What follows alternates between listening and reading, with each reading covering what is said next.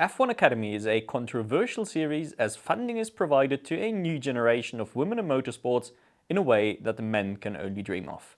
But in just 3 short seasons, the talent pool of female single-seater drivers has expanded by an unprecedented amount. The question that remains is, are they actually any good?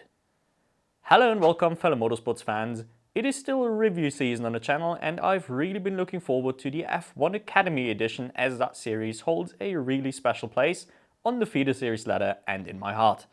As always, I'll run you through all the teams and drivers, discuss the inter-team matchups, and as a new addition, I'll be grading the drivers as we go on our quest to answer the intro question, so let's get to it.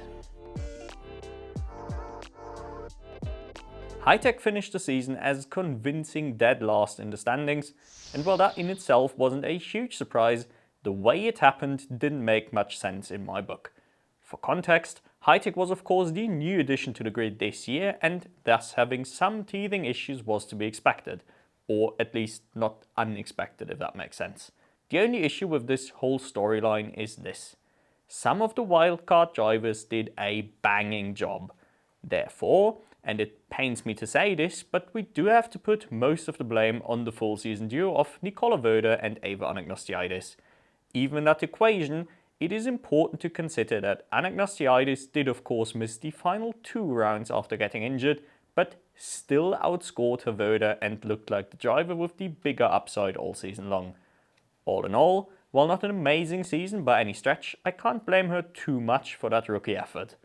As far as grades are concerned, this is the ideal D candidate, just about passable but nothing more than that. Voda on the other hand was a huge disappointment. Unfortunately, I cannot put it any other way. I had reasonably high hopes for her considering she did have the occasionally good weekend in Formula Regional Americas, but this was just a whole lot of nothing, consistently off the pace and not really any visible upside to get excited about. Sucks to say, as I do consider myself a bit of a fan, but this has to be an F. Honestly, she was the only rookie driver that I reckon might not get the chance to return. Now for the wildcards. I don't want to go over all of them as some were just full on backmarking, in particular Farah El Yousaf and Shiwei were entirely forgettable. There was a few noteworthy bright spots though, whose inclusion on the grid I am very much looking forward to. Namely, Lisa Billard, Matilda Putz, Peyton Westcott, Esme Kosterman and Rachel Robertson. All 5 of these have immediately shown more pace than the full season drivers and were all in a position to outscore them as well. Only Kosterman and Robertson managed, but I'd suggest not getting fooled by the results alone, particularly in Billard's and Pat's case. They do not tell you the full story at all. It makes little sense to try and grade drivers with one-off appearances, but they would all at the very least earn a C with those performances, probably even better in some cases. ART find themselves in P5 in the team's championship, as this championship very much mirrored the global trend of this operation's downfall. On paper, the lineup looked pretty nice with talented Leah Block and experienced Aurelia Nobels as a solid 1-2 punch. No clue why Courtney Crone was here in the first place other than the obvious. As someone who watched her in the lower tiers of American sports car racing, this was never gonna go anywhere unfortunately, and she was rightfully battling her Voda for worst full season driver on the grid, a deserved F in my book. Leah Block feels like the biggest what if on the current grid, something we have discussed numerous times over the year at this point. She has still made crucial errors but was consistently the fastest on the team and had some pretty high peaks. Still, she ultimately fell a bit flat compared to the expectations. The ART question is what makes this final grade tricky. I've opted for a B, but only because I believe the team shit the bed. If you reckon the team was actually quite good, a C would be totally appropriate. Nobels is in a similar position in many ways, though we've had more years to get used to her falling short of expectations. At this point, we just know where we're at with her. She's a decent F4 driver, but nothing more than that. Not capable to challenge for a title here, and most certainly out of her depth in a mixed gender series. That one has to be a C for me. Rodin surprisingly ended up bringing my favourite lineup to the table with spicy rookie duo Emma Felbermeyer and Ella Lloyd, backed up by the more experienced hands of Chloe Chong. Unfortunately, Chong is a pretty forgettable character all around, and that trend did continue here. She was barely ever in point scoring positions without chaos further up the road, and got convincingly destroyed by her less experienced teammates. Honestly, second year status mixed into the equation, and that is a D-level performance, I'm afraid. The other two are more interesting to compare, as we have to consider Lloyd spending a season in British F4 while Felbermayr was still busy in the German Karting Championship, which I dearly miss her in, but that is besides the point. Now, it is inarguable that Lloyd was the better driver, closer to the ultimate pace, and infinitely better in the consistency department. Also avoiding DNFs quite well on a grid this crashy is a skill in itself, as anyone who has ever done any sort of online sim racing will know all too well. To me, this was clearly an A-level performance, and I believe she might have been in the title hunt in a different team. The top 4 in the championship is not only well deserved, but potentially even lower than I'd rank them just on skill.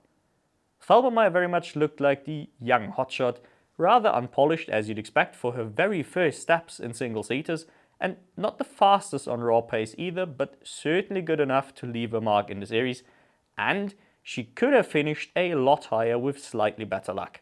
So all in all, someone would expect to be a proper threat in her sophomore season as well. I'll give that run a B, though I am well aware of viewing that one through the fanboy goggles. MP was a pretty mixed bag with a title contender in Maja Wurch, the youngest rookie on the grid Alba Larsen, and Doriane Chiconte. Chiconte, I really have to say, just wasn't impressive in any way, shape or form. I don't remember a single race where she showed a flash of brilliance or anything like that. A rather forgettable D performance if you ask me. Larsen very much joins Lloyd, Felbermayr and Palmowski in the exciting rookie tier, and I thought it was especially impressive that she really hit the ground running and showed great pace right off the bat. And while it ended in a wall, she ended the year on the same high with that mad wet weather pace in Las Vegas. Definitely lots of things to get excited about, and while she needs to string it together a bit more next season, with Wurch out of the picture, she'll be one of the front runners just on pace alone, no doubt. I'll give this a B, but it is borderline better when considering her rookie status and young age. B+ if you will. Wurch can of course only be an A, so we can get that out of the way first. We can meme all we want about her bottling the championship under the safety car like she did, but honestly, I thought staying in the hunt that long was already incredible, at least on paper. I'd put MP a step below Prema and Campos, though of course we lack F1 Academy specific data for that conclusion. Add to that she actually was faster than Par most weekends, and this really was a statement season in my book. For Wurch, really only her future is concerning. Remember how she used to be pretty good in Frecker in 2023? Well, guess best she can hope for is to get that chance again, which all things considered is not very satisfying at all. Nevertheless, out of all the women that have gone through F1 Academy, I think she can claim the best performances against men in faster cars, even better than Abby Pulling, so let's hope she can score herself a decent seat somewhere. Like in all the other feeder series, Campos has stepped up to be a true contender in F1 Academy as well, with both Chloe Chambers and Alicia Pomowski as pretty regular front row starters, particularly in the first half of the year. Chambers may have flown under my radar for a lot of the year, as I always paid more attention to Par and Wurch, but the young American had a pretty exceptional season in her own right and honestly got screwed out of a title bid by bad luck. Definitely an A-grade run and a season that, at least on this channel, has been largely underrated so far. Pomowski was of course one of my big favourites heading into the season, not for the title, but for a strong performance given how well she had matched up in the Ginetta Juniors and GB4 previously. Her run didn't make a whole lot of sense to me though. She started super well, a 1 on debut and all, only to slowly fade away during the season. And by that I don't just mean losing to Chambers more consistently, but also making more mistakes and lacking the raw pace to fight with Wurch and Par more often than she did earlier in the year. She has absolutely shown lots of good things and should return vastly improved, but this run alone I have to give a B, something I wouldn't have expected after the first couple of rounds if I'm honest. Rafaela Ferreira meanwhile was a huge disappointment for me personally. She has always shown good things in Brazilian F4, particularly on the racecraft side of things, and while that is of course not the strongest championship in the world, it ain't much weaker than F1 Academy either, or so you'd think. Somehow, things have not clicked for Ferrara at all, and while she eventually settled into scoring pretty consistently, her peak was absolutely forgettable. I can only hope it was the lack of track experience really holding her back or something. I'll give this a D because my expectations made the reality even more depressing, but I guess it is at least one of the better Ds. Last but not least, Prema retook the crown with Doriane Pin driving a flawless season out front, despite the team not looking all that quick overall. I've said it during the MP segment, Wurch actually was the quicker driver on a lot of weekends, and then there was of course also the rapid Campos duo as well. What really made the difference for Dory was her masterful consistency and proper mindset for a title run, finishing every single race, most of them in the top 4 while still bagging most wins overall. What more can you ask for from a driver that probably wasn't even in the quickest machine? I've got no idea why she is struggling so much to bring these qualities to Fracker, but in this championship she was head and shoulders above the competition if you ask me, even if the standings don't quite reflect that reality. I'd like to think the A goes without saying.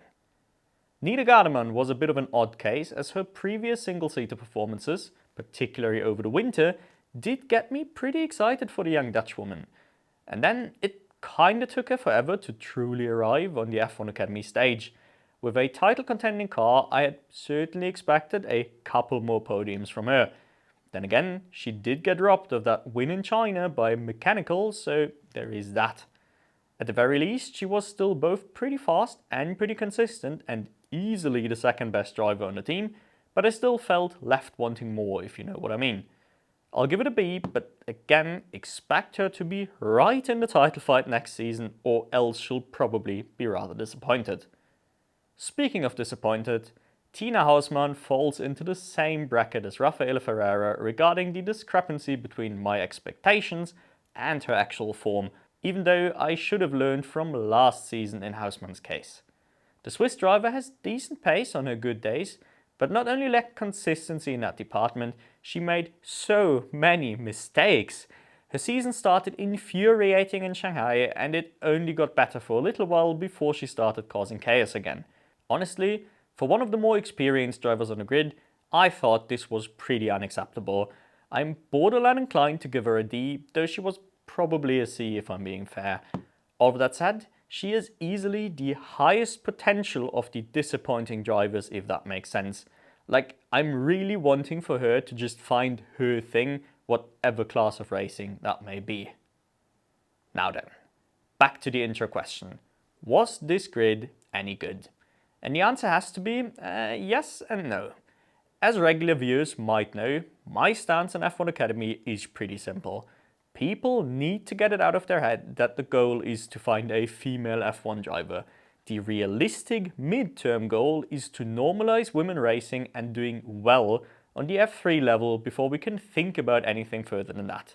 Sure, there could be a mega talent that makes it to F1 before any of her peers score points in F3, but statistically speaking, that is incredibly unlikely. With that in mind, the grid has indeed progressed considerably this season, if you ask me. We've reduced the average age yet again, and unlike the Marta Garcias and Kerry Schriners of seasons gone by, the grid is now largely populated by young drivers in their first few seasons of car racing, as it should be in a feeder series. And, as I hope I've highlighted while discussing the rookie class, they aren't just younger, they look a lot more talented across the board as well, so the depth of the grid has improved significantly. With the likes of Doriane Pin, Maya Wurch and Aurelia Nobels out of the picture, we will get a proper newcomer grid for the first time ever next year and should be all set to give these girls a great stage to develop. In conclusion, I think F1 Academy is headed in the right direction in becoming a stepping stone for young women looking to climb the F1 ladder.